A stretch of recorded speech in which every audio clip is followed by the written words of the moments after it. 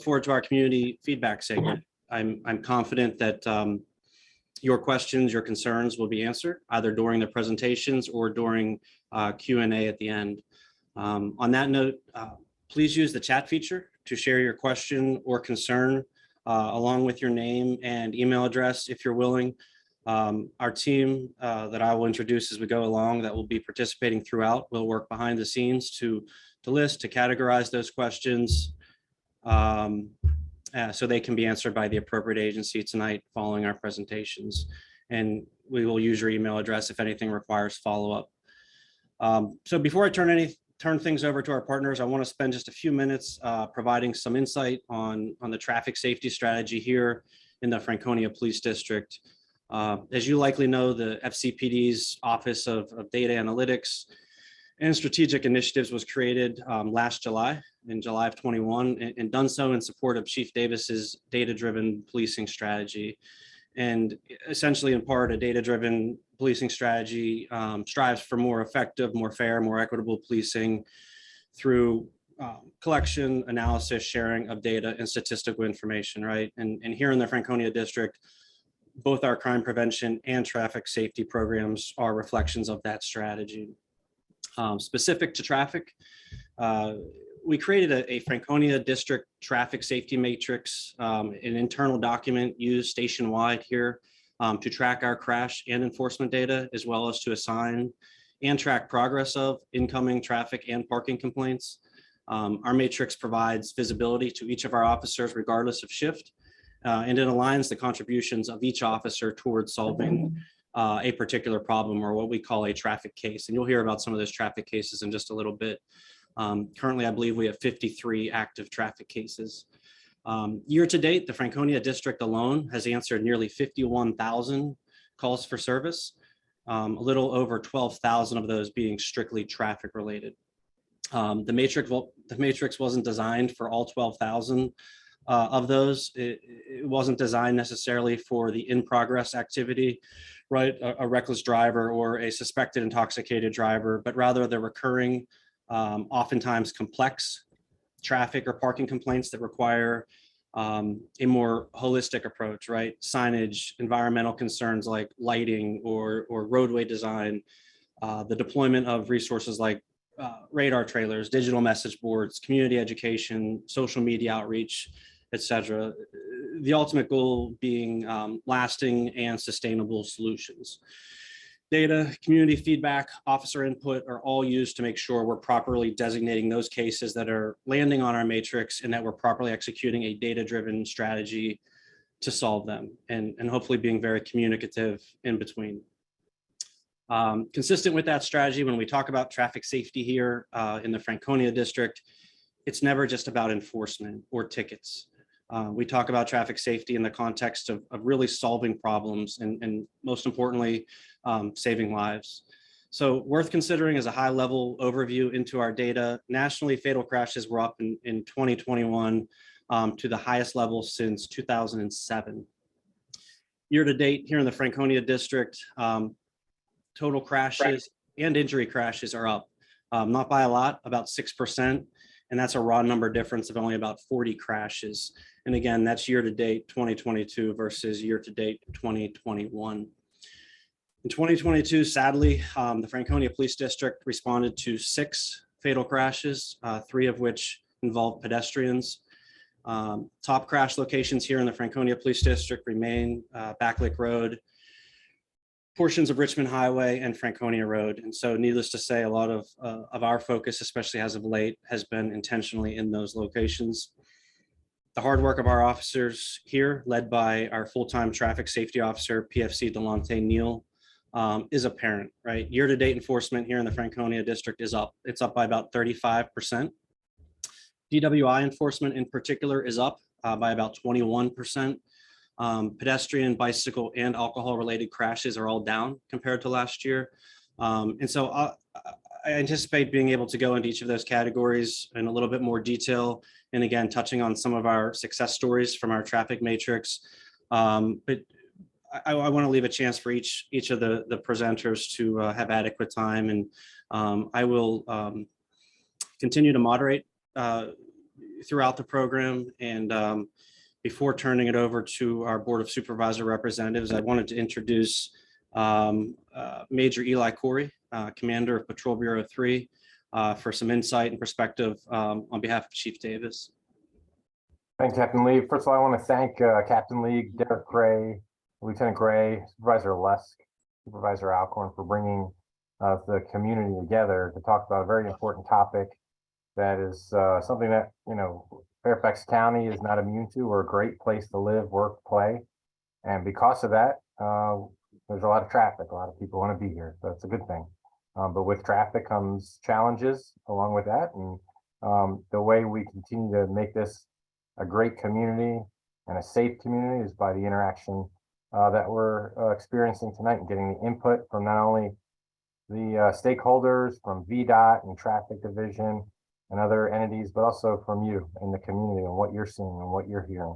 So I just want to thank you on behalf of the Chief of Police for being a part of that solution. All right, thanks, Major. So I'm going to turn it over to Supervisor Lusk's office. Supervisor Lusk, thank you to you and your team for partnering in this. And Supervisor Alcorn, I know you have a very busy schedule in the Hunter Mill District. Thank you for your time and attention tonight to partner in this as well. So Supervisor Lusk. Thank you very much, Captain Lieb, and to all of the others that are here. I appreciate having this opportunity as well. For those that are here from the community, I think you'll find this is a unique opportunity that Captain Lieb is bringing, and that this will be an informative session for each of you. I also want to thank all the representatives from our various agencies that are here tonight. I know this is an evening meeting, so grateful for their ability to be a part of this event as well. I also want to thank my colleague and my friend, Hunter Mill District Supervisor Walter Alcorn, and he's going to be here to share some of his knowledge with us in the Franconia District Station area, as well as what he's doing on the Transportation Committee for the Board of Supervisors. And what I'd like to do for just a couple minutes is give a quick overview on some of the major initiatives that the Board of Supervisors have moved forward on over the past few years, as they are specifically related to both pedestrian and bicycle safety, which I think is an issue that's pretty important to all of us here. So with that, if we can move to the next slide. So the first area is in regard to our active transportation plan. So back in January of 2020, Supervisor Alcorn and myself passed a joint board matter asking for some additional work as it related to first working on the timeline for active Fairfax plan to get that expedited and moved up. We also asked for external communications, a strategy to be completed to help move along the planning process and make sure that it's inclusive of many, many different communities. We also asked for an evaluation of the current approach for funding for pedestrian improvements, finding a way to basically allow us to be able to fund some of these very necessary projects. We also asked about how we could use new and emerging technologies to help us improve some of the pedestrian and bicycle safety, and to do that prior to the finalization of the active Fairfax plan. And I can say there's a company that was hired out of San Francisco that is providing some very unique information for the county to use in studying 37 intersections. And we'll have more information on that relatively soon. And then the last was for the county to establish and achieve measurable safety goals, such as Vision Zero, basically allowing us to get to zero fatalities, pedestrian, bicycle, and car. I'll let the Department of Transportation in Fairfax County provide some of the more detailed information on this plan, so they'll do that later in their presentation. So we can move to the next slide, please. So here we had something significant happen, and this was by one of our colleagues, Supervisor John Faust. He initiated a board matter that basically directed the county to identify one-time investments that would be used for both pedestrian and bicycle safety in the amount of $100 million. And this would be $100 million funded over 6 years. And that this funding would allow us to make some very critical improvements and again, some of the sidewalk, trail, and other road infrastructure areas that are needed. Next slide, please. So from the standpoint of our area, we were able to get, let me start first by saying there was $5 million, excuse me, that was designated by the board in a special authorization that will be used across all of the magisterial districts. Of that $5 million, 2 projects were selected in our district, which will begin through the funding on November 1st of this year. So the first is the installation of a pedestrian refuge project and a bus stop at both Kingstown Village Parkway at Park Village Drive, which is in the Kingstown area, and then second, Kingstown Village Parkway at Cross Gate Lane, acknowledging that there's some pretty significant pedestrian movements through this area, and that we needed to have what we considered lower dollar projects that could be immediately funded using this allocation of funds. Next slide, please. So here, the board also made a commitment to provide $25 million in additional funding that would be approved for us to make pretty significant pedestrian and bicycle improvements. This process has just kind of begun, and what the board is doing, as you can see where it says currently here, there's a review of the priority projects that are being analyzed, and there's going to be a report that comes back from the Department of Transportation for us to share through a public survey process with the community, and that the goal is that the list of projects will be narrowed for approval anticipated in March of 2023. So this is really good news that we are going to be able to fund a number of projects to make our community safer. And next slide, please. This is one that Supervisor Alcorn and I have really been interested in seeing, and this is, we got state enabling legislation in the last General Assembly for us to be able to install speed cameras in school zones, and also to put, believe it or not, stop arm cameras on school buses. So we presented a board matter that requested the board to present these options and recommendations for the location of these speed cameras and stop arm cameras. And just yesterday, the board heard and passed an ordinance to allow the county to begin a pilot program with the speed cameras in school zones. And this is also something that we'll have the folks from the Department of Transportation provide some additional details on later. But again, good news for us to address some of the speeding in what I think are some of the more vulnerable areas. Next slide, please. The issue of police recruitment has been one that we have continued to hear, and obviously trying to figure out how best to address this issue. Did we skip one? I apologize. Okay. So obviously trying to figure out how best to address this issue with regard to provide an incentive that would allow us to attract more police men and women to our department.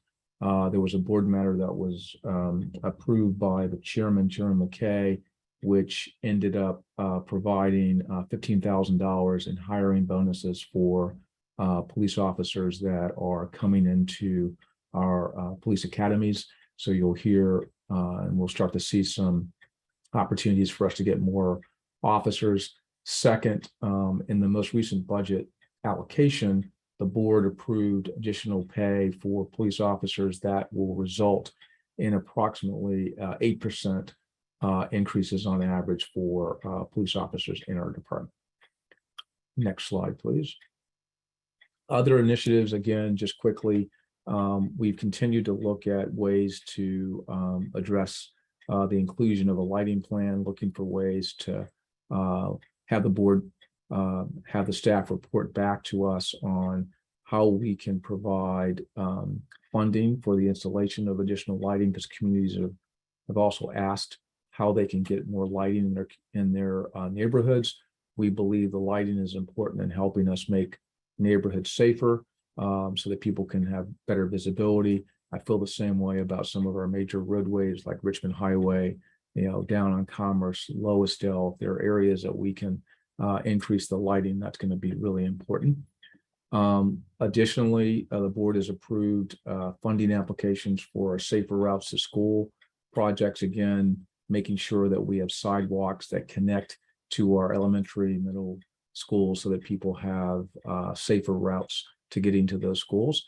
And then Sharon McKay, which I also co-sponsored, a board matter that requested additional funding for us to install sidewalks along the Huntley Meadows Park. So making sure that we have the ability for both our students who are at the Groveton Elementary School, who are walking along the sidewalk segment, to have a direct connection into Huntley Meadows, and then also those kids who are walking from the Hybla Valley Elementary School as well. So we're really excited that this initiative has received funding as well. So with that, I will go ahead and conclude my remarks here. I'd like to now turn the presentation over to my colleague on the board, Walter Alcorn, who also serves again as the board's Transportation Committee Chairman. And here you are, Walter. Thank you very much, Supervisor Lusk. Appreciate that. I do not have slides. Just be very quickly touch on a couple of points that haven't been mentioned yet. First of all, I was along with Chairman McKay at the kickoff of the Take a Moment campaign. This is an education campaign that Fairfax County is leading across a bunch of different agencies: Police Department, our Office of Public Affairs, Fairfax County Public Schools, and many others. Basically, trying to get the word out to drivers, to pedestrians, to bicyclists, to take a moment in various situations. I mean, take a moment, really simple stuff, really. Take a moment to stop and wait for school buses to safely load and unload children. I mean, we all should be doing that. We're just trying to remind folks, take a moment to make sure you're giving yourself enough time to get to your destination.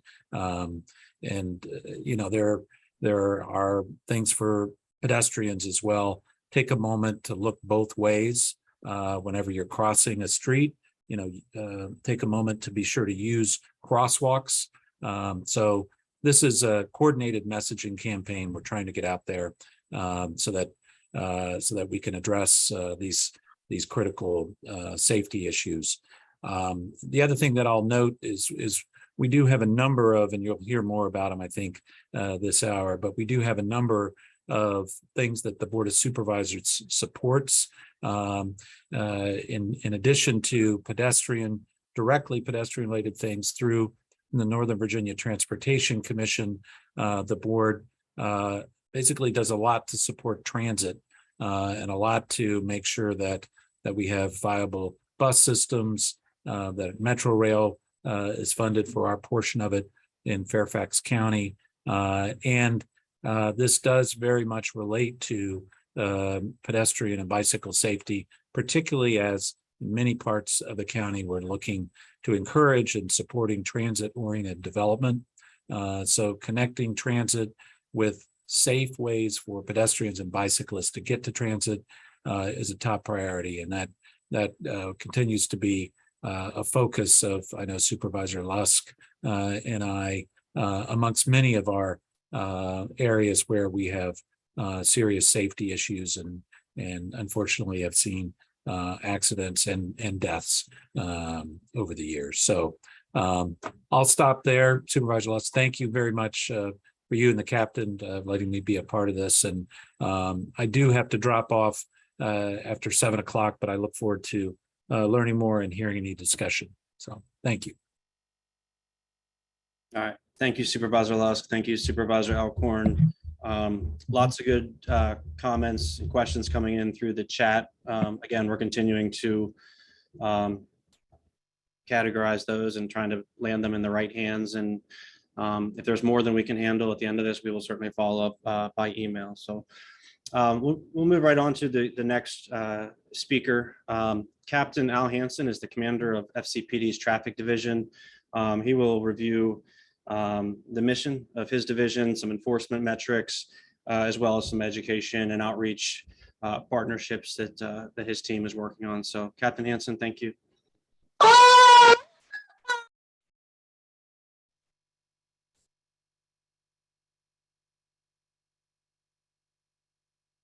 Oops, sorry. All right, good evening, everyone. Captain Lieb, thank you for allowing me to join you. I appreciate it. So the police department, we handle all of this as a partnership. We all kind of work together to address traffic needs. So I'm the captain, the commander of the traffic division. And our mission in the traffic division, simply stated, is to proactively reduce fatal, serious injury and property damage crashes by enforcing laws, educating the community to change unsafe and illegal driver, rider, and pedestrian behavior. So our goal in all of this is to edge and attain vision zero. Obviously we don't want anyone to die or be seriously injured in any kind of crash. The human element always plays into these scenarios. So the best we can do is to educate and enforce and try to change people's driving behavior. So within the traffic division, we have a number of different units. First, I'll start with the crash reconstruction unit. That will be returning to the traffic division beginning in January. And their purpose is to investigate fatal and life-threatening crashes. They investigate all crashes that are in that realm, including vehicles, trains, aircraft, motorized industrial equipment, and any kind of suicide by automobile. The detectives within the crash reconstruction unit, they have advanced training in crash investigation, motor vehicle, pedestrian crash investigation, crash data retrieval, and analysis.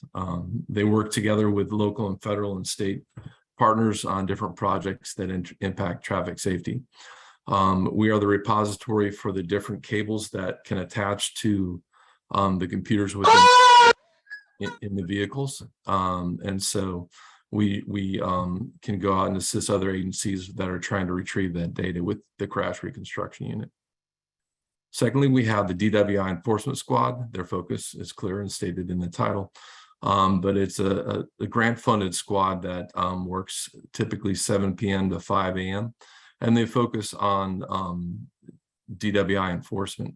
They help to staff and conduct our DWI checkpoints. And in addition to alcohol enforcement, they also we also have drug recognition experts on the squad, and they are frequently dealing with DUID, driving under the influence of drugs. So they investigate those as well. They will routinely assist patrol and the crash reconstruction unit when it's alcohol-related crash or drug-related crash. Next, we have the motor squad. Our motor squad, you'll see them, they're kind of the face of the traffic division. They're out there doing enforcement.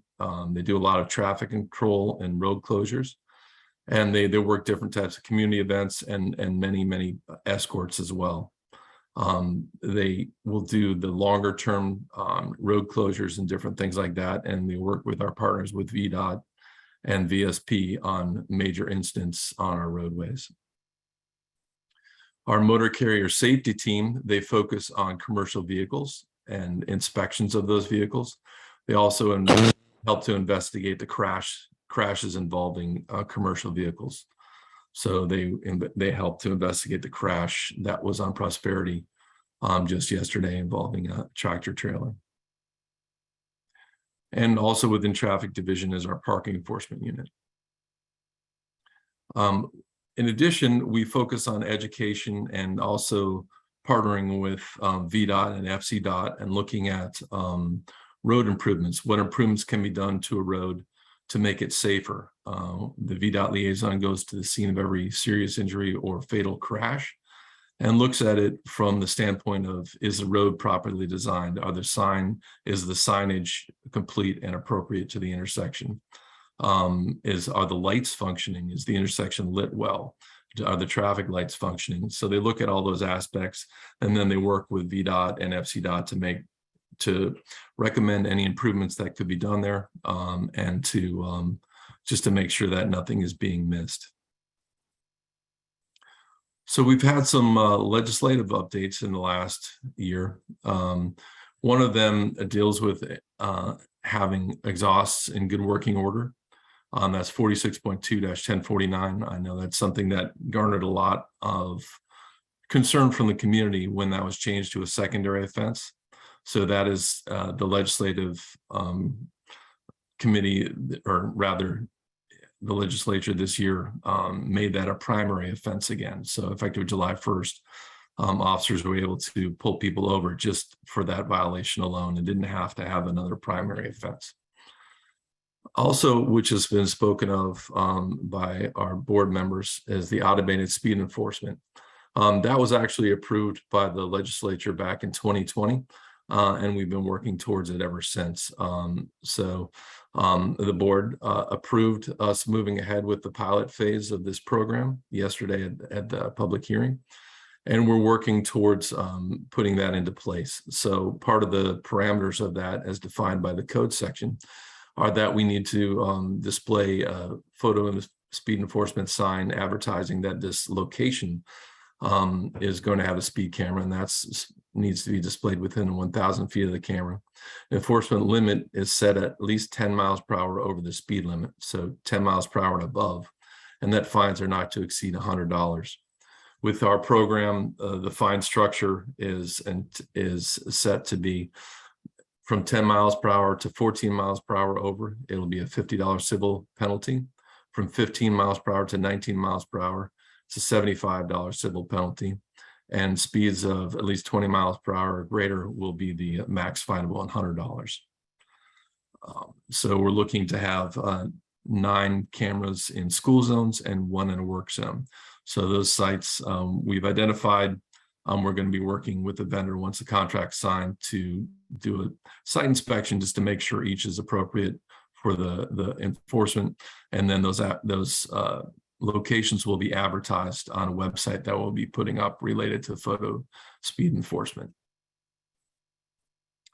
So some other things. So additionally, we assist with child safety seat inspections. I was asked to comment on this briefly. So Fairfax County is moving towards having a one-stop shop on our website that will advertise for the scheduling of child safety seat inspections across all agencies. So the police department, the sheriff's office, and the fire department will all be involved in that. So look for that in the near future. Right now, you can still find it on our Fairfax County Police Department website or the Sheriff's Office website, but we will be putting one comprehensive site together in the near future. Additionally, for youthful drivers, one Saturday each month at our Criminal Justice Academy track, they offer driver training from 7 a.m. to 4 p.m. This is for new drivers from 16 and up to 20 years old.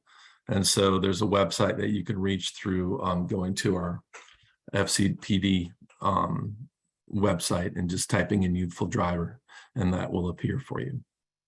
So that concludes my portions. I'm certainly open to questions, likely at the end, but whenever they're appropriate. Thanks, Captain Hansen. Appreciate it, and I'm sure we'll circle back with you here. So moving on, we're going to connect with Virginia Department of Transportation next, and representing VDOT is going to be Miss Claudia Lana, Director of Transportation and Land Use.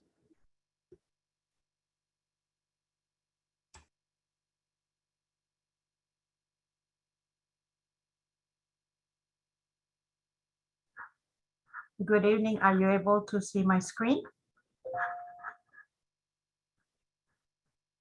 Yes, we see it. Okay. Yes. Thank you, Supervisor Lusk, Supervisor Alcorn, Captain Lee, and to invite us in to this presentation and to this event. I look forward to communicating with all of you, collaborating, and continuing our collaboration.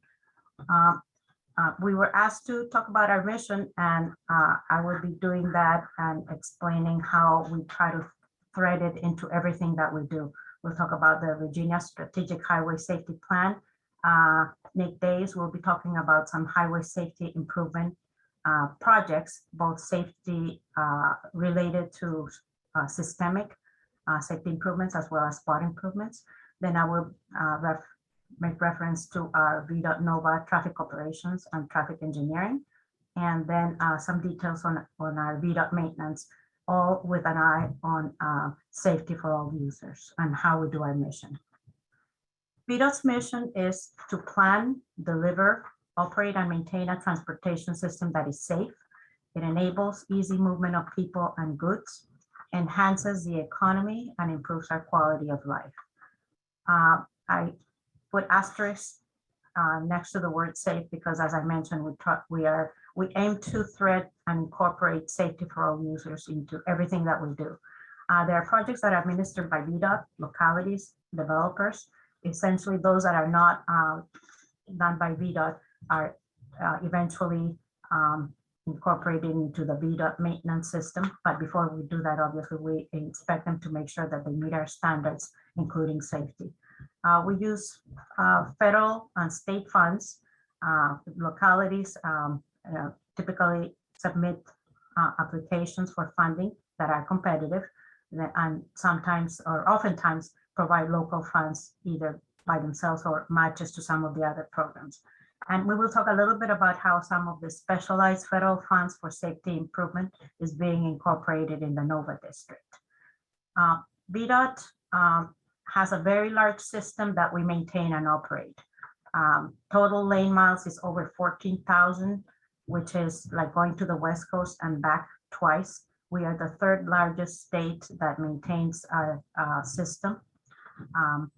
We also maintain commuter lots and bridges and culverts, traffic signals, etc.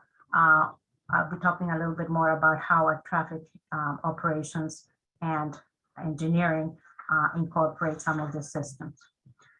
Everything that we do in partnership with others. You've heard this word collaboration, and it is very truly done and needed.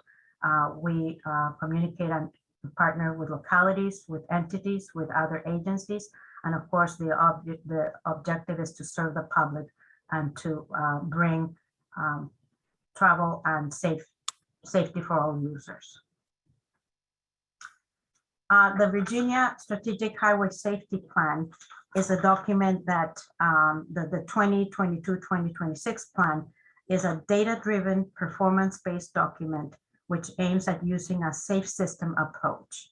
The vision that Virginia adopts is the vision towards 0 deaths and serious injuries from motor vehicle crashes so that all roadway users arrive safely at their destinations.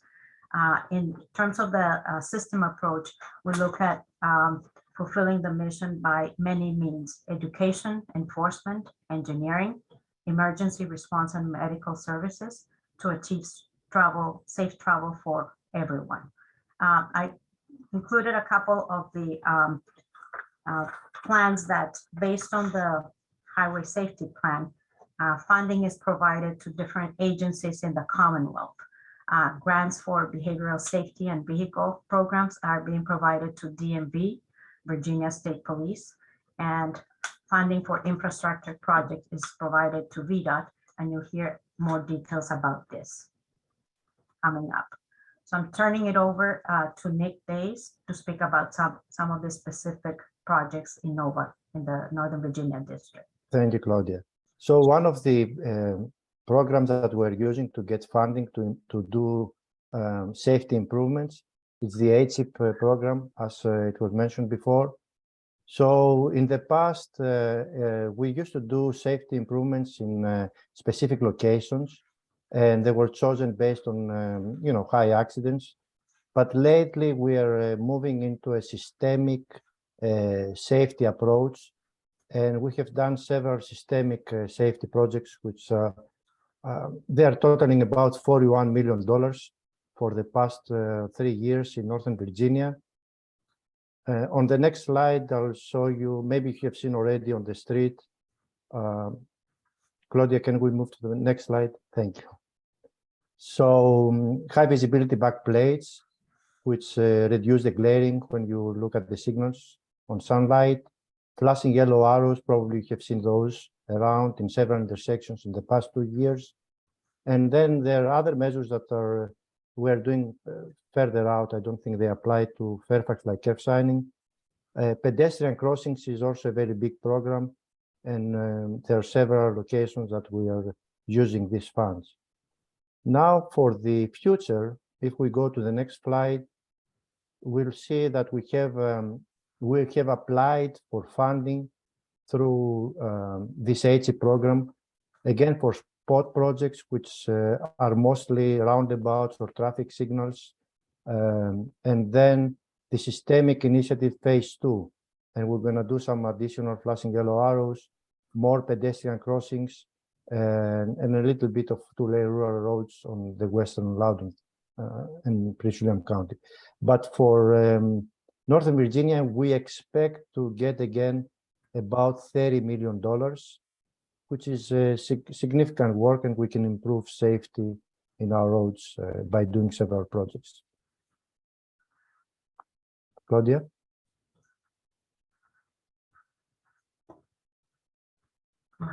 Okay. Thank you, Nick. In terms of our VDOT NOVA traffic operations, we maintain and manage over 1,500 traffic signals. We develop customized signal timing plans that are intended to improve the traffic flow as well as safety. We monitor traffic on CCTV cameras on many roads. The staff at the Transportation Operations Center handle more than 2,800 calls for service per month. These include disabled vehicles and tractor trailers, crashes, road closures for weather, and police events. We have staff at the Traffic Operations Center working 24/7, coordinating as needed with Virginia State Police, County Police, and Fire and Rescue to respond, monitor, clear incidents, reopen lanes as quickly and safely as possible. We also have a fleet of safety service patrol, which not only respond to these incidents, but also in general help motorists, gas or other items, changing wheels, things like that. We monitor, we provide message signs and have a 511 webpage where you can get a lot of traffic information, including in the snow season, which I will talk about later. Our traffic engineering team works not only to improve traffic flow and keep traffic moving, but also to provide accommodations and safety for bike and ped users. Some of the accommodations that they work on is crosswalks. Each one of them is evaluated to make sure that the sight distance is adequate. They provide refuge islands and ADA ramps. In terms of the signals, they have pedestrian push buttons. Audible pedestrian signals is one item that is being added with some of this funding that Nick talked about, that HSIP funding. We incorporate leading pedestrian intervals at some signals. It's very much based on the type of signal intersection cycle, and each one is evaluated. They also work on assigning lane uses, which are of course coordinated with the traffic signals and the heads on the traffic signals. They provide signs and pavement markings. The signs follow the manual of uniform traffic control devices. Another item that our traffic engineering does is they assess corridors. On the primary roads, recently they have completed speed limit studies on Route 7 and Route 1, for example. Whenever there is a serious crash, and you heard Captain Lee mention the collaboration with VDOT, we do have a VDOT liaison. Whenever there's a serious crash, our traffic engineering staff evaluate the police reports to see if there's anything that they can work on in terms of road work. They come up with mitigations and countermeasures, and many times the cause is not related to the road at all. However, they do take any serious action and take the opportunity to provide improvements if they're feasible and appropriate for the conditions. We do a lot of collaboration and evaluation with Fairfax County. I'm sure you're going to be hearing more about these topics, such as traffic calming, which is a county program according to VDOT standards. We work on pedestrian safety and bike lanes in collaboration with Fairfax County. In terms of the VDOT maintenance program, structures and bridges also is obviously part of it. We maintain over 2,100 bridges and culverts, as well as oversee locally owned bridges. And these need to be kept in safe condition, state of good repair. We do inspections of not only those structures, but also high mast lighting, cameras, signal poles, luminaires, signs. So a lot of assets that VDOT maintains and inspects and takes care of. In terms of the VDOT NOVA paving program, it's a very data-driven approach. I had mentioned this volume of miles, 14,000. The purpose of the paving program is to maintain the condition of the roads in good condition. We use something called the critical condition index, and we target each road classification, interstate, prime, have a percentage of pavement in fair or better condition. At times when we do our paving programs, we collaborate with Fairfax County sometimes we do not return the same pavement marking, but we revise it to provide high visibility crosswalks or bike lanes or shoulders for bike accommodation. We take opportunity to narrow lanes or in very limited circumstances, we do road diets when the conditions are just right. A very important aspect of VDOT maintenance is snow clearing. As you can imagine, we are entering that season, but we started preparations for this season a long time ago. We have crews that work interstates, major roads and main subdivisions in priority order. Obviously, we start with the interstates and go down. We have passable lane goals, which are noted here. That basically means depending on the size of the storm, it may take us a couple of days to clear the roads, or it may take longer than that. We work with the National Weather Service to see the forecast and see how many crews we need to bring and call on, how many contractors. We share messages with residences and elected officials and large I have a very large distribution list.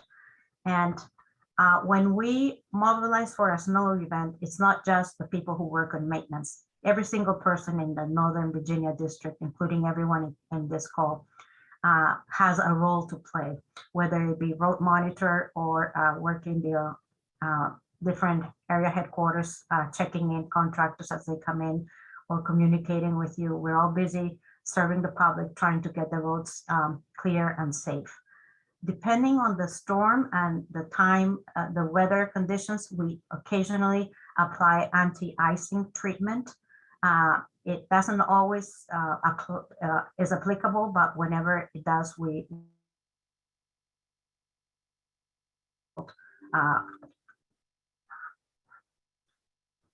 okay, I'm getting a little message here. So in resources that you can use, I have a few listed here, but I will put them in the chat room as well for your reference. And with that, I'd like to thank you for your time, and I'll be available as well as other VDOT staff in this call for questions at the end of the presentations. Thank you. All right. Thank you, Claudia, and thank you to your VDOT team. I appreciate your continued partnership and continuing to be so accessible to us as we have questions. And you brought up a good point. If each of our speakers wouldn't mind at some point putting your contact information into the chat feature for any community follow-up afterwards. I would appreciate that. We're going to move along, and we're doing really well on time. From Fairfax County Department of Transportation, Director Tom Bishadny. Among other topics, Mr. Bishadny will cover their mission, the RTAP program, or Residential Traffic Administration Program, other traffic calming measures, cut-through mitigation, and the Active Fairfax Transportation Plan. So, Tom, thanks for your partnership, and I'll turn it over to you. Thank you, Captain Lee. Appreciate the opportunity to meet with you this evening. And just to start out with our mission at the Fairfax County Department of Transportation, we're here to serve the community by enhancing mobility, safety, and the quality of life for residents, businesses, and visitors through planning, coordination, funding, implementation, and sustaining a multimodal transportation system that moves people and goods consistent with the values of the community. That's a lot of words, but just to break it down, as Claudia mentioned, VDOT owns and operates the roadway system here in Fairfax County. But the Fairfax County Department of Transportation has an important role to play in terms of developing new facilities. So new roadways, roadway enhancements, pedestrian and bicycle facilities, and also transit facilities. So we have a design division that actually does a lot of design work to advance those facilities. And we work with our Department of Public Works to actually construct many of those.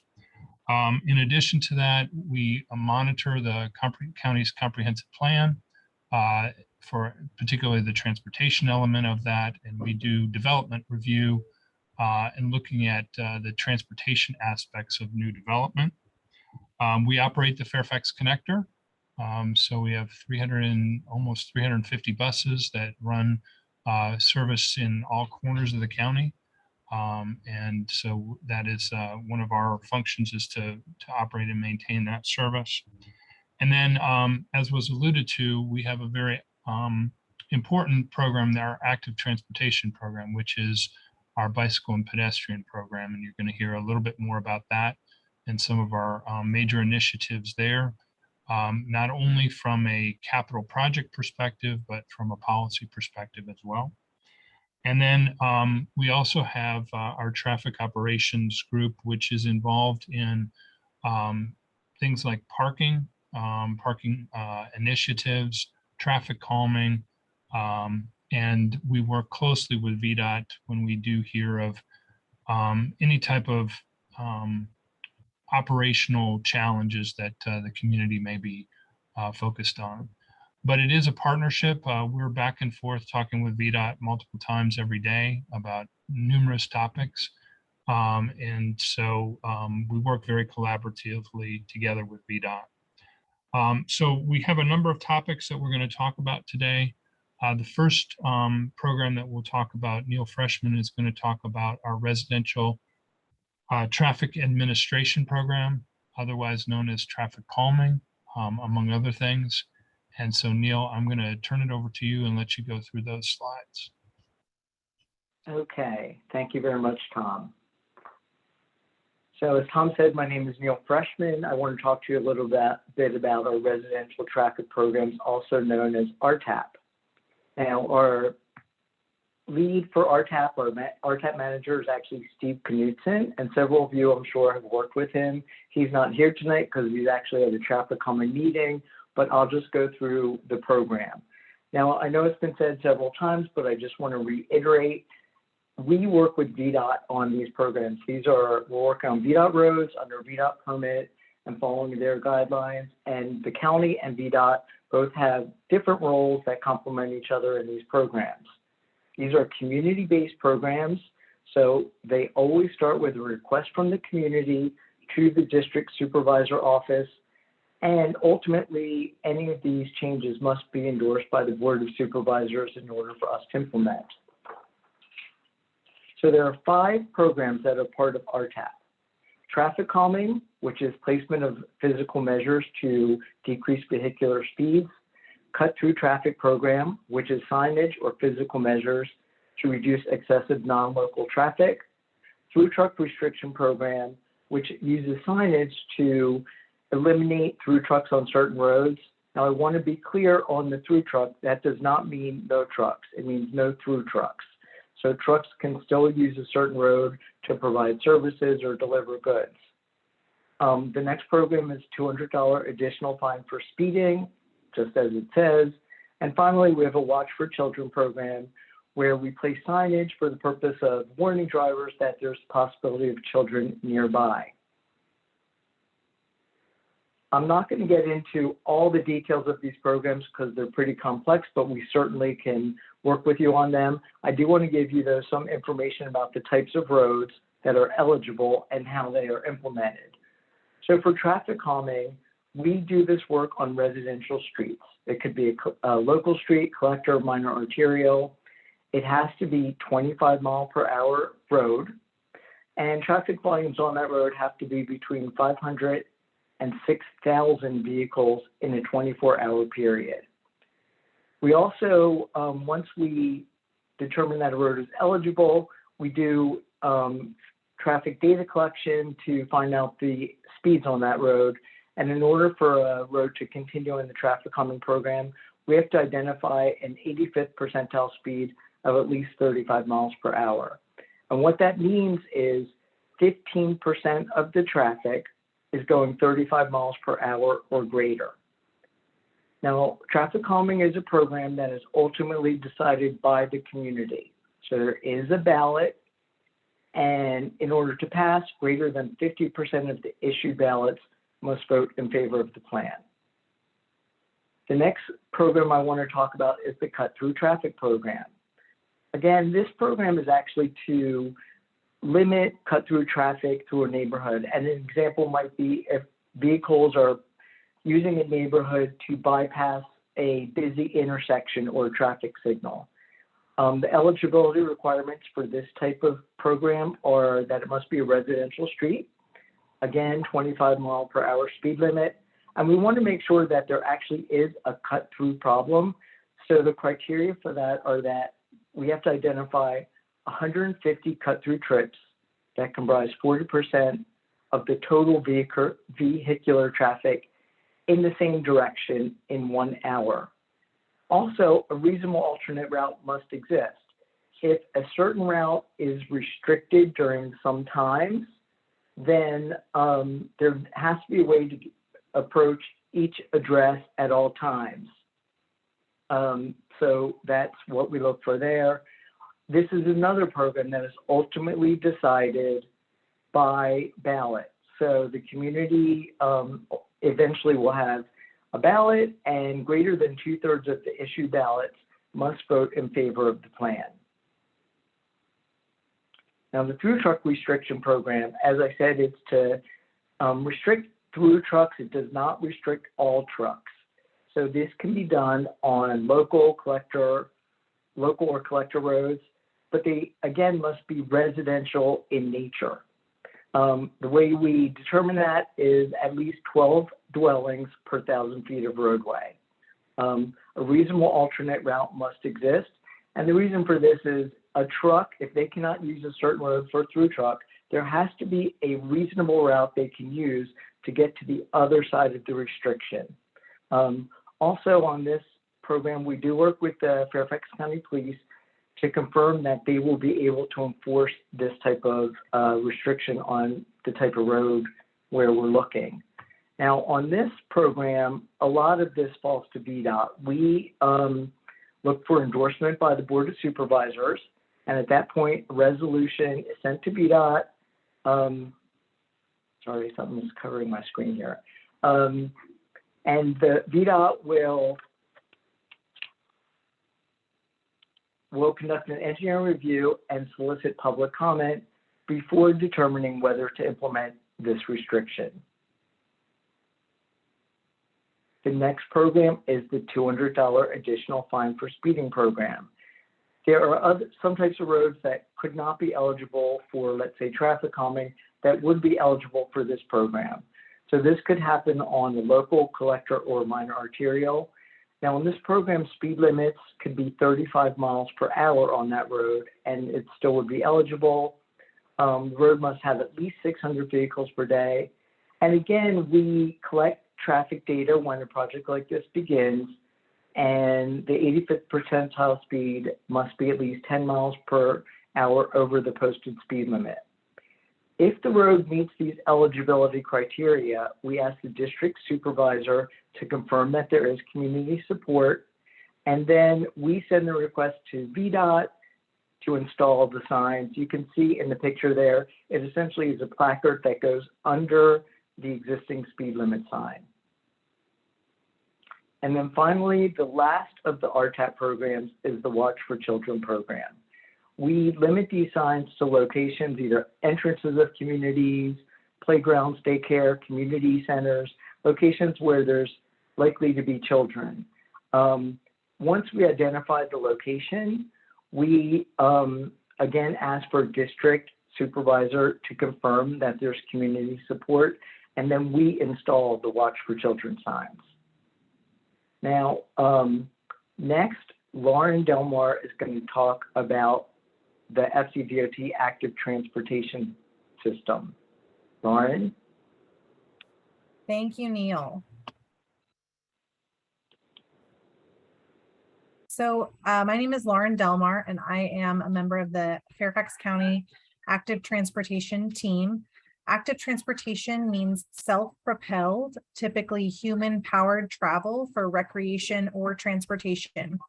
So that includes walking, riding a bike or scooter, including electric bikes and scooters, or using a mobility device. They all fall under active transportation. And our work includes comprehensive planning, and I'll talk more about our active Fairfax transportation plan in a moment. We identify, document, study, scope, and advise on active transportation capital projects and safety initiatives. We conduct outreach, including safety campaigns like the Take a Moment campaign Supervisor Alcorn shared. We manage the capital bike share program and advise on scooters in the county. We install bike parking at county facilities and manage bike lockers and bike rooms at our transit stations. And we maintain yield to pedestrian and crosswalk and bicycle wayfinding signs. So the active Fairfax transportation plan is an effort to combine the bicycle master plan and the countywide trails plan and to build upon them both.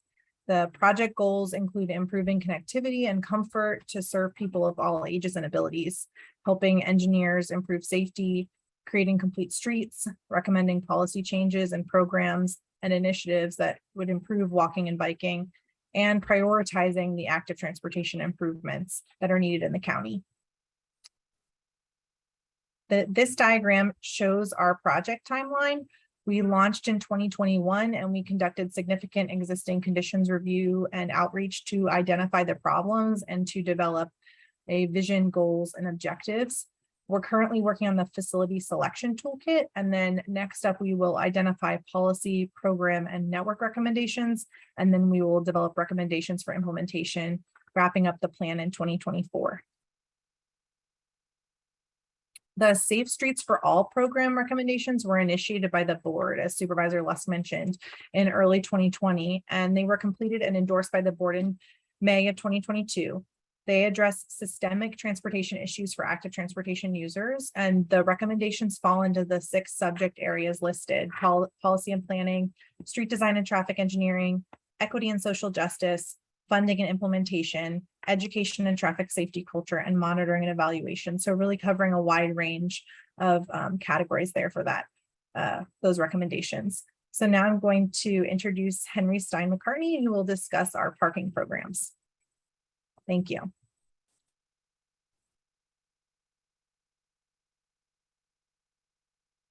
Good evening. I'm Henry Stein McCartney of the FCDOT on-street parking programs.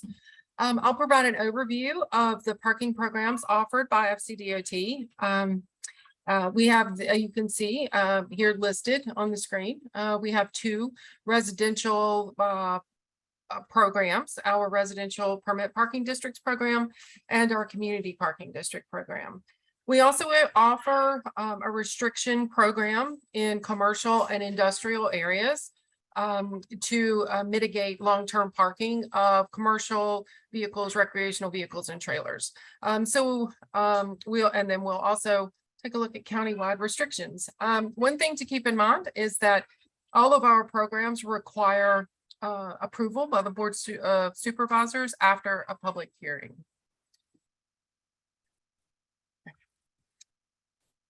So our residential permit parking program, or RPPD, as you know, most of us call it, provides relief to residential communities that are negatively impacted by non-resident parking on their neighborhood streets.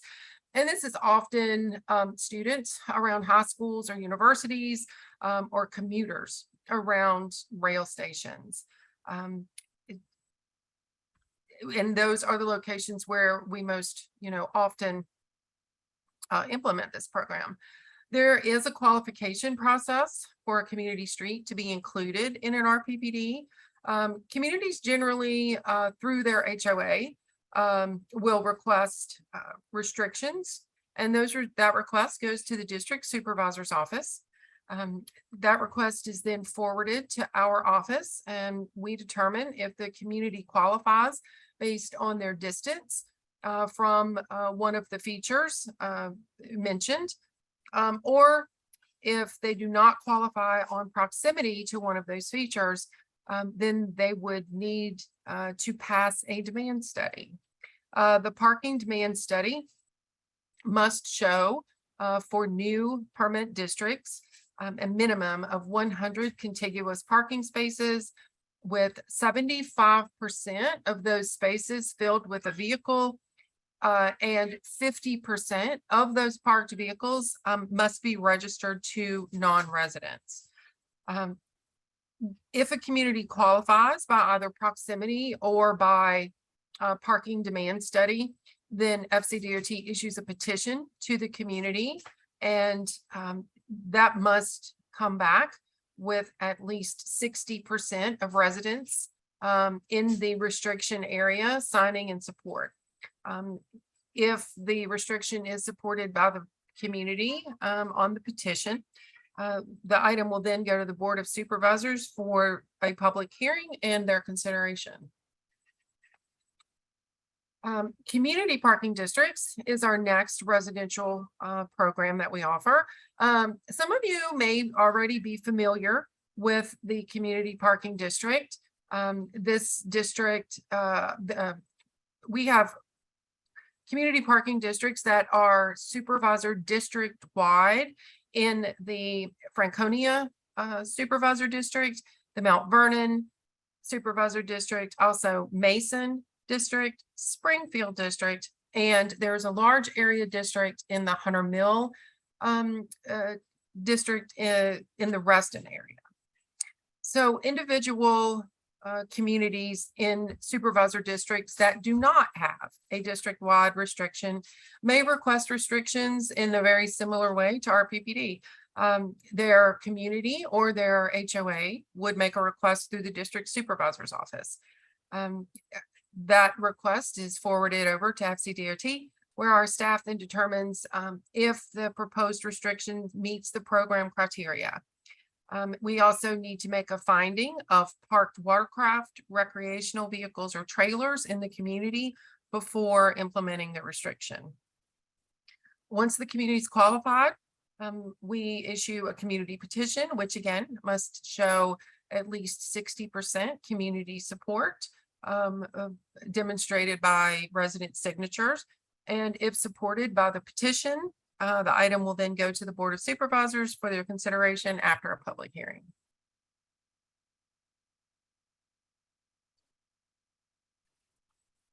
In commercial and industrial areas, we offer a program that is very similar to the community parking district program, only it's implemented in commercial and industrial areas instead of residential.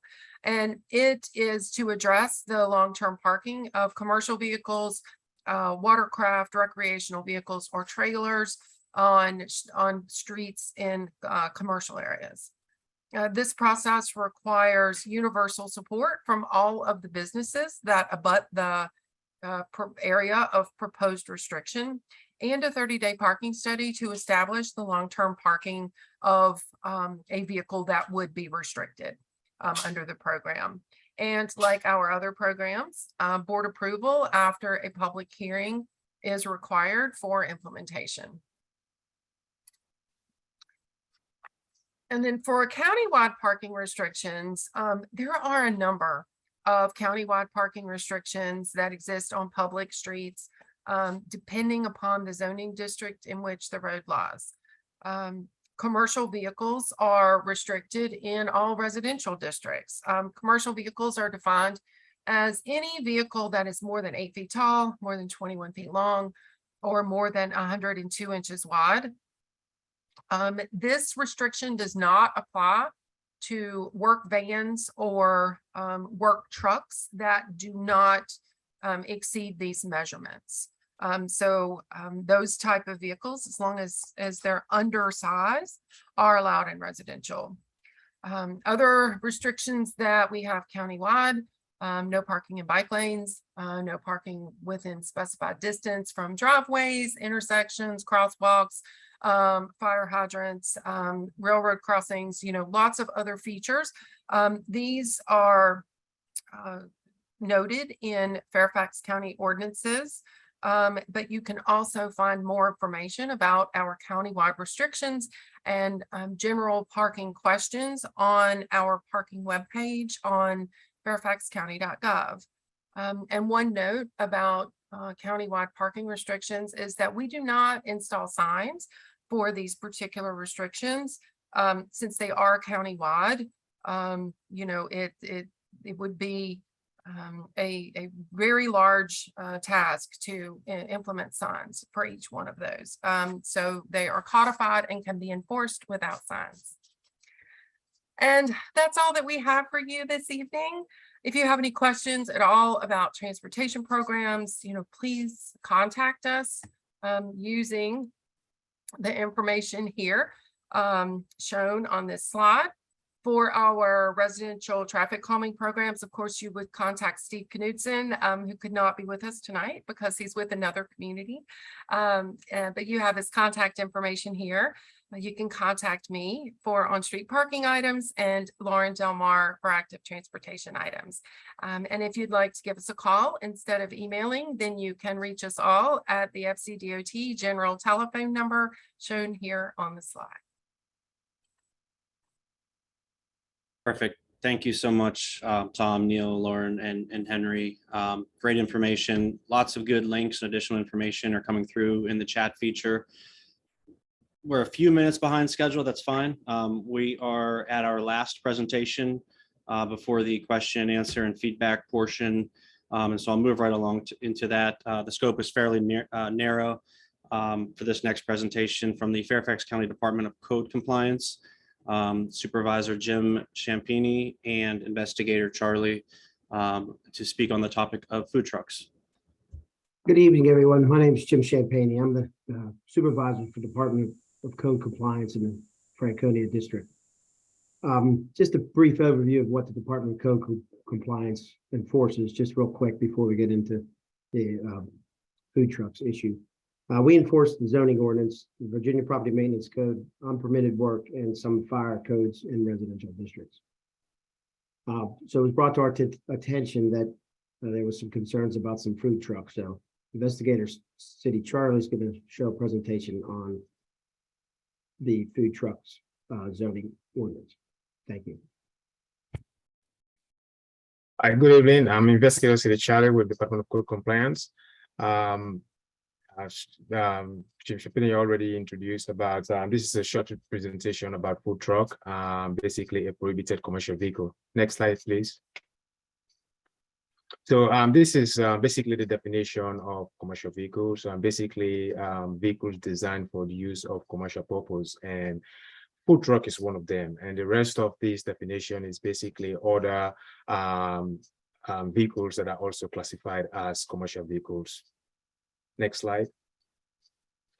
Before I actually move to this slide, I will also say we do have a flyer that also give detailed information on our website on how to get the rest of this information. Just if anyone is interested for more, we'll show the flyer, at the end of the presentation.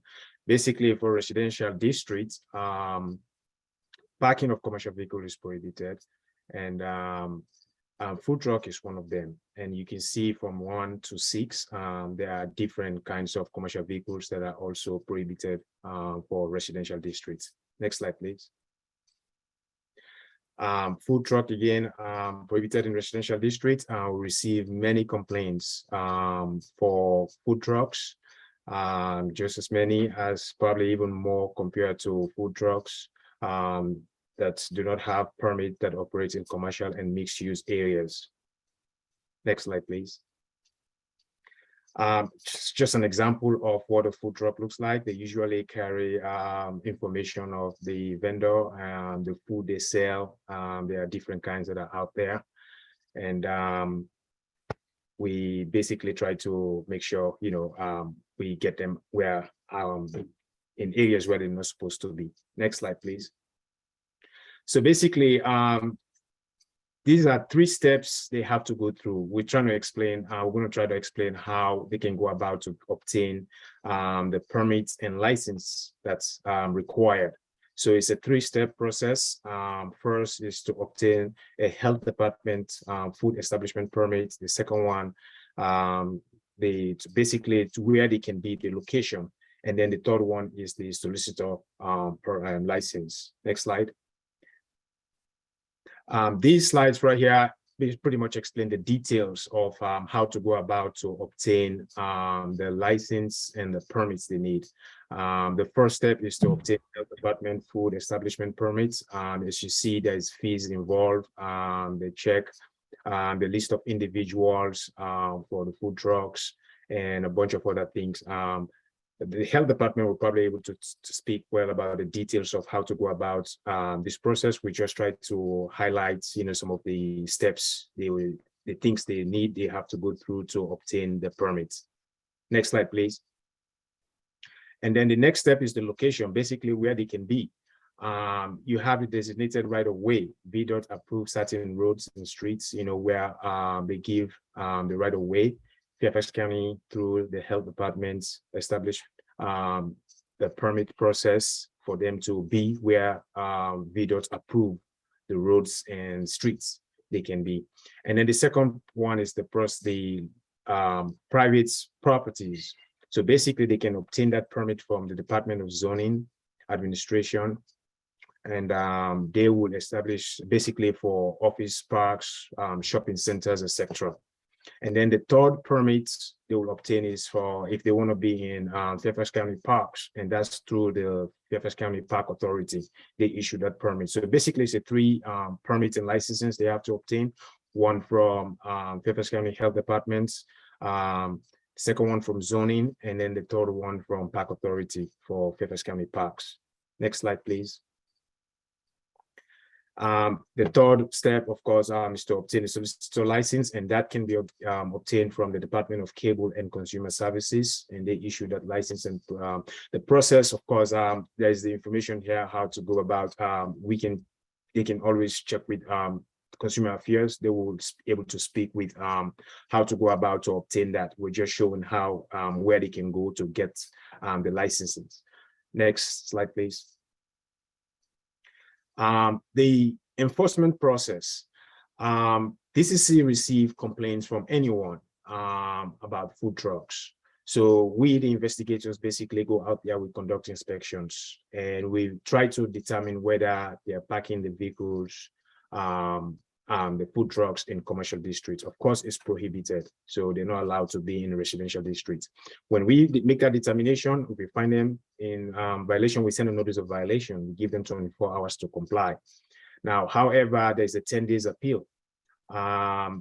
Basically, we want them to comply. After the 10 days, we make sure, if they're still there, we still try to work with them, exhaust all the options. And then after that, if we still don't get compliance, then we start the litigation process. We basically forward all the information to the county attorney's office for further enforcement. And that's basically how the enforcement process works. And I think that should be all. If any more questions, I guess the next slide. Yes, that should be all. It's a short presentation. And if you have any questions, myself and Supervisor Jim Champagne will be able to assist with questions, with answers. And that should be it. Thank you. All right, thank you. Great information. I'm going to get right into it.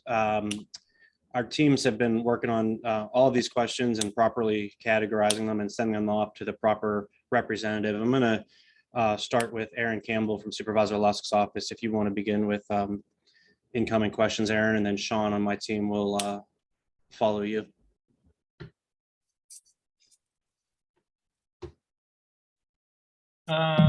Yeah, Rodney, maybe- did you have anything before I start? Yeah, maybe what I should say here,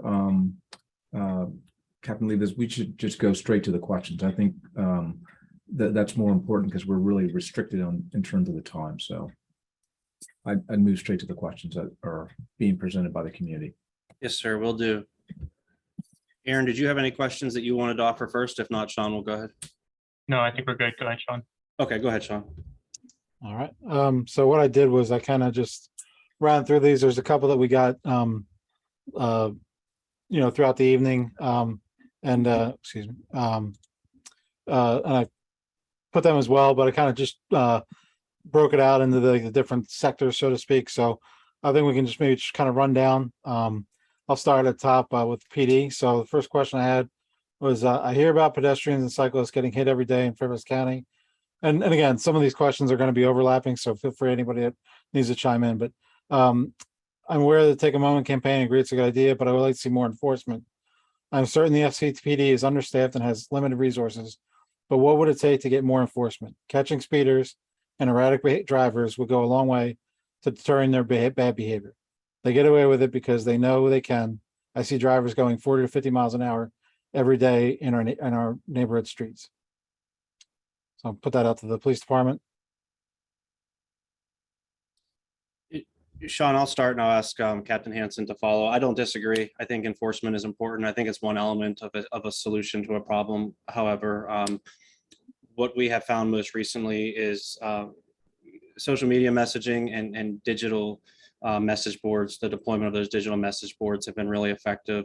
They're the topic of conversation on social media at our community meetings and otherwise. So we'll continue in that fashion. We'll continue with our enforcement. Our traffic division does a really great job each month of bringing to us at this district level our problem areas, our hotspots, our initiatives, and then it's my job to be as responsive to that as possible. Last month, November, was Occupant Protection Month.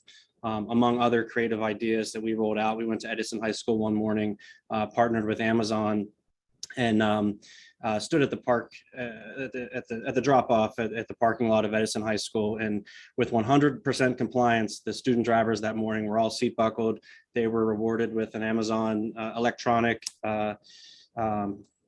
for their commitment to occupant protection. And we received a lot of really favorable feedback, more so probably than we would have conducting enforcement that morning with a select few individuals. So it takes a lot. It's a multifaceted approach, certainly not mutually exclusive by any means. Captain Hansen, anything additional on pedestrian or bicycle safety? So yes, yeah, we've been actually Pedestrian Safety Month was October, and we also focused on it in November as well, and we are continuing to do so in December. So obviously we've had our challenges in the county this year. Never like to see any serious crash, but we've had 21 pedestrian fatalities this year, so that's a lot. So within the traffic division, we kind of set out what the enforcement and education goals are going to be for the following month. And so this month, again, it was occupant protection, or November rather, was occupant protection and also pedestrian enforcement. So what we do is we send to the district stations the highest instance of pedestrian crash locations to each station. We ask them to join us in enforcement. So this for November, traffic division partnered with Mount Vernon, and it wasn't the entire month we were down there, but that was just where we conducted our high visibility enforcement. We actually did that on Tuesday this week, and we issued 233 citations on or around Route 1 just on Tuesday alone. For the month of November, we had 874 citations within the Mount Vernon district. We had others in other districts, but that was just our focus for that month. Mason was a focus for pedestrian enforcement in October, and we'll be focusing on Franconia in coming months as well. We have 2 motor officers that are assigned as liaisons with Franconia District, and they work to do enforcement at that location, and then we'll get additional officers to support initiatives that are going on down there. So, thank you. Our next question, I'm kind of gearing it towards the Board of Supervisors. But again, it's touching a number of different places, but this question is from Lori James, who submitted it by email. And I'll just summarize because it's a little bit of a lengthy email, which is for time. And just let everybody know, if you did submit any emails, we have sent them to everybody, all our participants. So they have seen them, they can weigh in on them. But just like I said, for interest of time, the issue is about the muffler systems and the ongoing challenges with them. And yes, there's some questions about enforcement, but the main crux of the email is about that it's kind of a phenomenon that is happening throughout the country, and that there needs to be more of an attention on policy. So I guess from the standpoint of the Board of Supervisors or elected officials, what, if anything, is being done or discussed to possibly deal with the muffler, the noise issues, and also in conjunction with that, is there any way that state vehicle inspections could include noise restrictions or items on vehicles that create these things, so that they could be challenged that way as well? Yeah, I'll hop in and just say that this question is one that's more directed at the state, at the Commonwealth of Virginia, as it relates to the enabling legislation. So what we are able to do is enforce the laws that we have approval from Richmond to enforce. And as we said earlier, we got enabling legislation in the last General Assembly session that made this, again, a Class 1 offense, which it wasn't previously. So I think the idea here is to continue to use the current enforcement approval or authorization that we have from Richmond. We can certainly maybe look at this issue in terms of when the registration's done. This was a question that came up in the last General Assembly, and I'll be clear in saying it was not approved. The folks in Richmond did not agree with that as being one of the things that could be included in the regulations on these loud mufflers. So this is something that we'd have to, bring up with our Northern Virginia delegation and try to see if there's any way to get some additional change. But you got to remember, this goes to all of the elected officials in the entire Commonwealth. So it's not just the Fairfax folks being able to kind of lobby and say they want it. They have to get all of the other members across the state to also agree.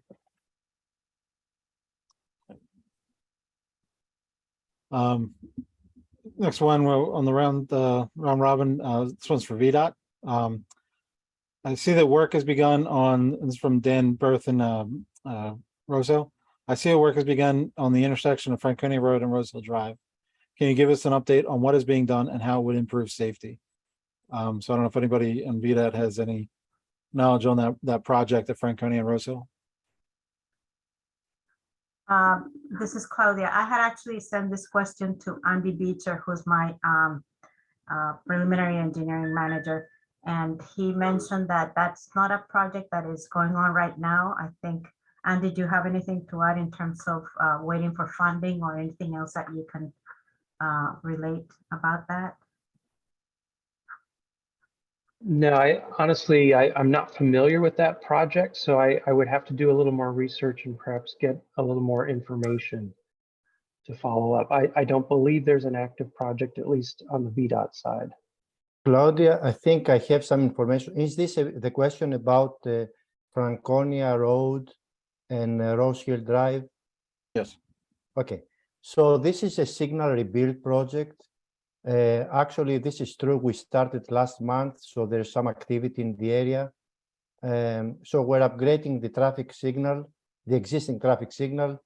We install additional signalized pedestrian crosswalks across Franconia Road. all pedestrian crossings, they get APS button, which is the accessible pedestrian signals. You know, they make noise for visually impaired people. Then we upgrade the curb ramps to be ADA compliant. And also we install flashing yellow arrows on left turn movements. So it's a signal upgrade. Yes, it's an active project that is just starting construction. All right, thank you. Next one, we're going to throw down for Fairfax County DOT. Many streets in Franconia district have no sidewalks. I know from talking to FC pedestrian program staff that there are many linear miles of streets without sidewalks, but I would like to know what the BOS is doing to overcome this. Wherever there is no sidewalk, there should be one, period. Any guidance on that for Fairfax County DOT? Sure, and I don't know that we would disagree with the commenter. The challenge is that we're trying to retrofit the existing environment, and unfortunately, much of Fairfax County was built without sidewalks on both sides of the street, and in some cases without any sidewalks. So, as was mentioned earlier, the Board of Supervisors has identified and committed to $100 million over a 6-year period just for pedestrian safety issues. And so we are collecting ideas for where we should be implementing these. We are sending those over to the supervisor's office for their review and any additional projects that they would like to add. There will be some community engagement after the first of the year, probably late January, early February, to provide formal input on some recommendations. And then those will be brought forward to the board for approval later in the spring. That is for the next $25 million worth of improvements that the board allocated back in October. So it is an ongoing process. We are looking for funding from other sources as well, both state and federal funding. Opportunities, we did apply for a very significant grant through the new federal infrastructure program to evaluate missing links around 70 schools, and then to have some money to actually fix and address some of those links. So it's a multi-faceted approach, and we'll continue to work on it, but there's a lot of work that has to be done, not only in the Franconia district, but throughout the county. But we're going to continue to use the resources we have to make as many adjustments as we can. Again, focused on some of those high priority areas like our schools, like our activity centers in particular.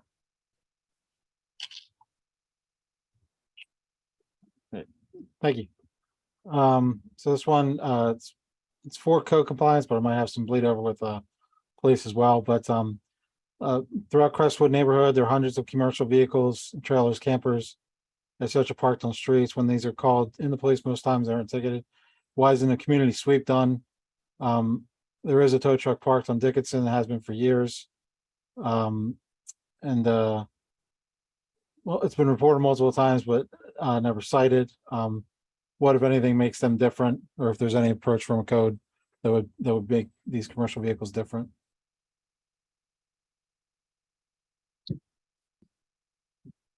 Well, the commercial vehicles, the only time we could cite the commercial vehicle if it's on a residential lot. If it's on the street, we have no authority on the street. So if it's parked on a residential lot, we can go out and enforce. So, but most of the times when we go out there, we tell them to move it. Sure, they move it. Then maybe a month later, they put it back, and we go back out. It's like the back and forth until we actually see it there for a few days. Then, we write a notice of violation, and then 30 days to have them remove it, and then they move it, and then a couple months later, they bring it back. Sean, I can just add a little bit from the PD side. Sergeant Tiffany Horton, who oversees our traffic and parking program. Tiffany, do you want to add a little bit of insight about some of the work we've done specific to the parking of commercial vehicles?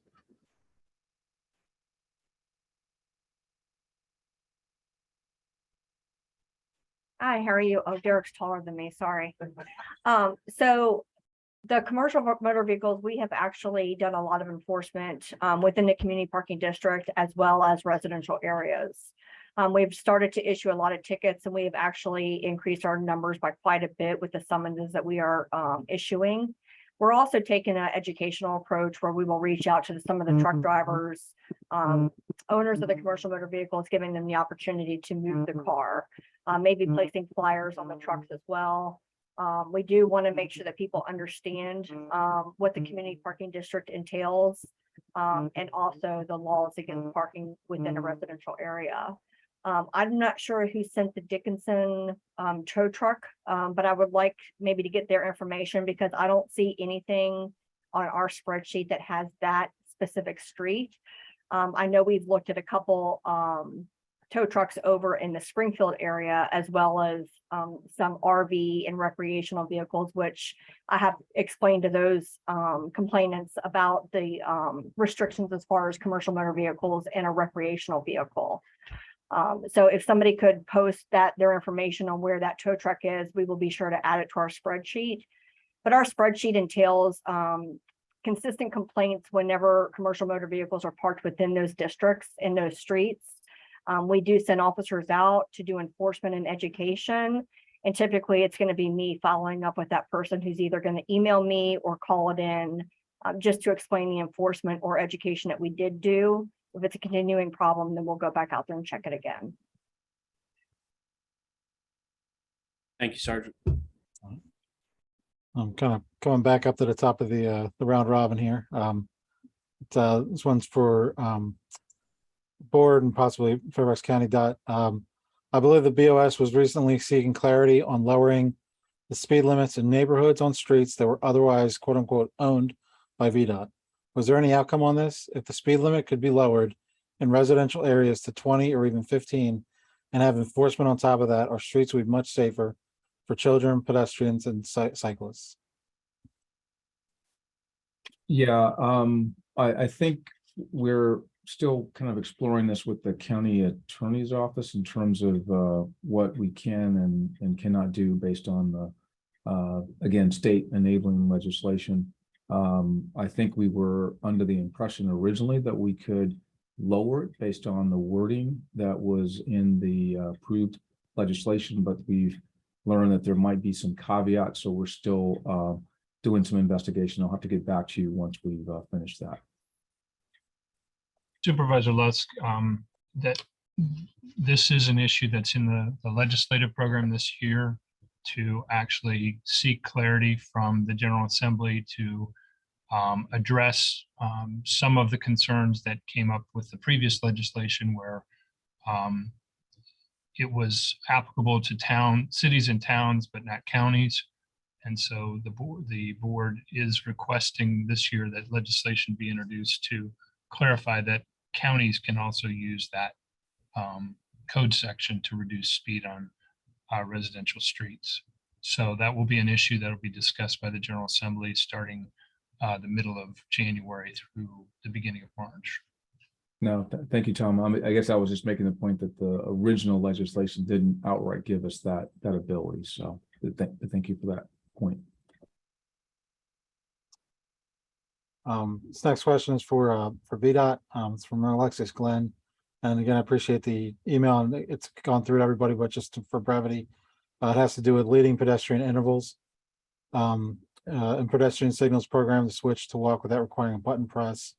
Are there any legal or regulatory barriers preventing LPIs and automatically switching on the walk signal from being the norm? So changing those signals so that they're more automatic versus having to hit the button.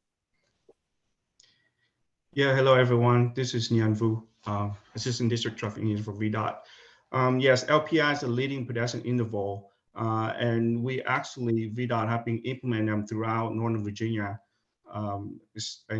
And we actually implement them at the intersection where we have the side street run concurrently.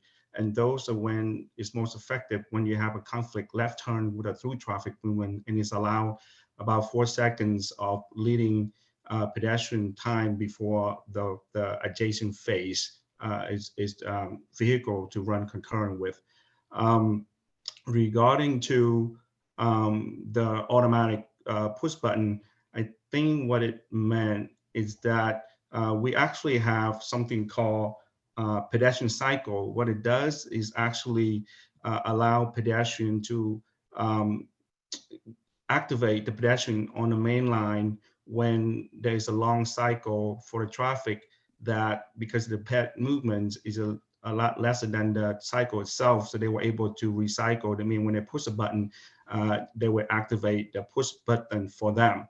Now, regarding to rest and walk, which is what the citizen referring to, we do implement some location and very targeted, where we have at the high pedestrian area, which is where the metro stations, rest and town center, those type of situation where you have the pedestrian and vehicle are aware of each other's. Otherwise, that function can be could potentially be hazardous as well, because if bicycle is using that type of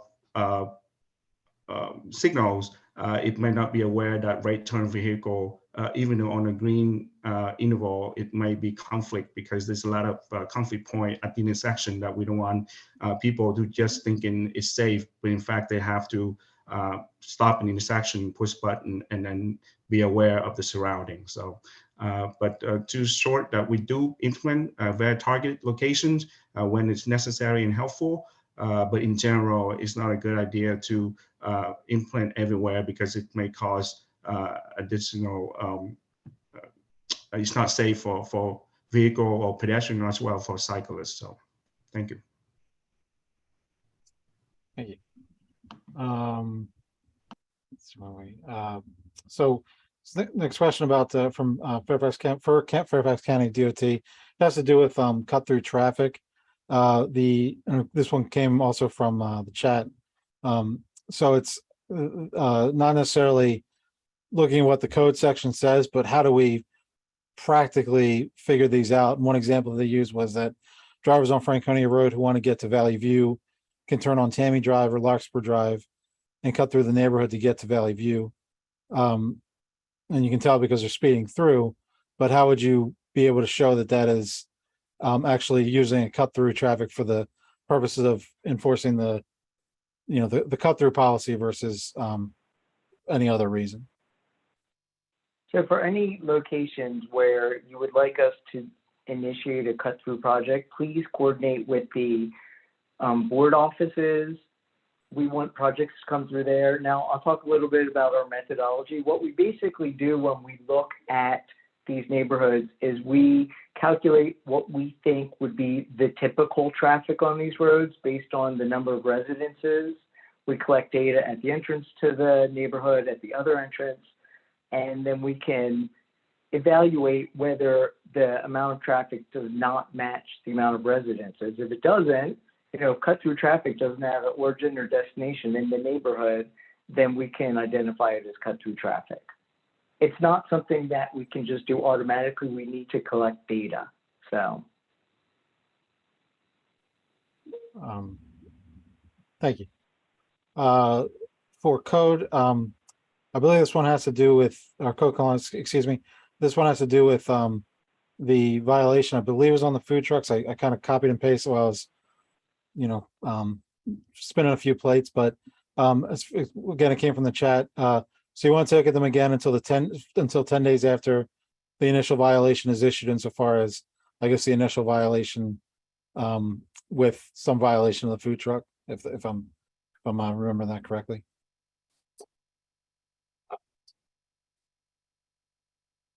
I'm sorry, I missed the last part of the question. I believe it was about as far as for enforcement. So there's the initial violation, and then there's then it takes 10 days before they can be ticketed again. Is that correct? Oh yeah. Well, when the complaint comes in, we do investigate, and if we find a violation, we send a notice of violation. Now we redo the violation. The notice of violation will require to comply within 24 hours. However, the 10 days is an appeal period.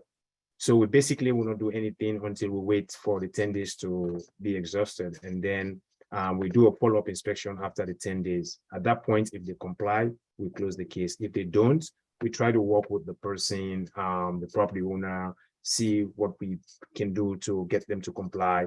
And after 30 days, if they don't comply, then we forward the information to the county attorney's office for further enforcement, basically litigation. Great, thank you. Then we have a general question here, and there's a lot going on, and for this, for Deborah Wallen for Burberry Court, and I'll follow up with you on some of the other quality of life issues that you were seeing, but just specifically for the traffic issue, what we have is it's a condo association that backs up against Edison High School, and we have situations where parents are dropping off their kids at the property, and you know, they've tried putting up orange cones or other measures from about 7:30 to 2:30 to prevent vehicles coming in and out. But if there's anything else that could be done from a, I guess, again, it is sounds like private property, so it might be a challenge as far as for any type of signage or VDOT or what have you. But just putting out there for anybody, if they do have any suggestions or things from the traffic calming issues of trying to make sure that the people aren't using their roadway or their driveway as a pick up and drop off spot for the schools. Sean, I appreciate it, and I don't want to take up any more of folks' evenings, and I think all of our contact information is the chat, and I am committed to, and I saw Supervisor Lusk's office say the same. We will certainly follow up with any questions that we didn't have a chance to answer. The level of participation tonight far exceeded my expectation. It means a lot to myself and my team to have this level of commitment from our community and from our fellow public safety officials. In closing, thank you. Supervisor Lusk, I'm going to turn it over to you for final word. But again, I appreciate everyone's participation, and please don't hesitate to reach back out. No, I'll also say thank you to everyone who participated this evening, including those from the community as well as those from the staff. This was very helpful. And I think this means Captain Leap will probably be doing this again. So stay tuned, folks in the community. You'll hear from us soon. So thank you again. Good night.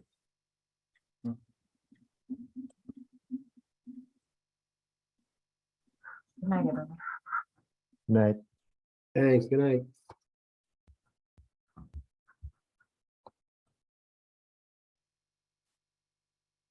Thank you. Thank you all.